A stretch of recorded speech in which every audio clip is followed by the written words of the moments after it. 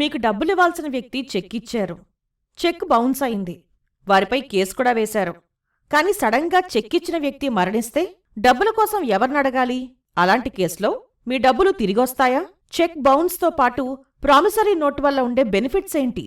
ఇలాంటి సందర్భాల్లో ఏం చెయ్యాలి అనే అంశంపై న్యాయ నిపుణుల సలహాలు తెలుసుకుందాం. సార్, మీరు చెక్ బౌన్స్ అనేది క్రిమినల్ కేసు సార్. ఎలాగో క్రిమినల్ కేసులో బాధ్యత ఎవరికి ఉంటుందంటే ఎవరి మీద అయితే వేశారో వాళ్ళకే ఉంటుంది బాధ్యత. కాబట్టి ఆయన చనిపోయారన్నారు. ఇప్పుడు మీకు దగ్గర కాబట్టి అది అక్కడితో ఎండ్ అవుతుందండి.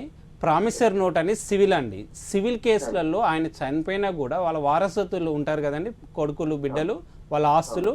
మీరు ప్రామిసరీ నోట్ ద్వారా మీరు రిలీఫ్ తీసుకొని దాంట్లో ఈ చెక్ని మన ప్రూఫ్గా పెట్టండి. If account is not closed, you can still file the check. Person is dead, no sir. If that person will put the check, madam, he will get the payment. Okay, అంటే అతను చనిపోయారు అంటున్నారు కదా లాయర్ గారు.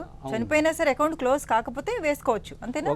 He issues the check before he died. There is no difference if the other person present the check, madam, to the bank. Yes. Okay, ఇతడిది అంటే దీంట్లో పూర్తిగా అయితే ప్రామిసరీ నోట్ ద్వారా, ఎందుకంటే పర్సన్ లేడు, చెక్ బౌన్స్ అవుతుంది.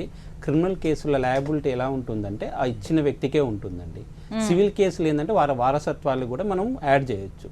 సో చనిపోయాడు కాబట్టి మీరు ప్రామిసరీ నోట్ ద్వారా మనీ. ఇప్పుడు ఆయన ఇంకొక పాయింట్ చెప్పారు, చెక్ లో వేరే అమౌంట్, సో ప్రామిసరీ నోట్ లో అంత అమౌంట్ లేదు. మళ్ళీ రెండు డిఫరెంట్ గా ఇది ఒకసారి మీరు అది ఓవరాల్ గా అయితే ఇక్కడైతే మనకు సివిల్ కేసుగా వేసుకోవాల్సి వస్తుందండి. అంటే పర్సనల్ లేడు కదా, దాంట్లో ఇవి మీరు యాడ్ చేయండి. లాయర్ గారికి చెప్తే దాంట్లో అఫిడవిట్ లో ఇవి కూడా రాస్తారు.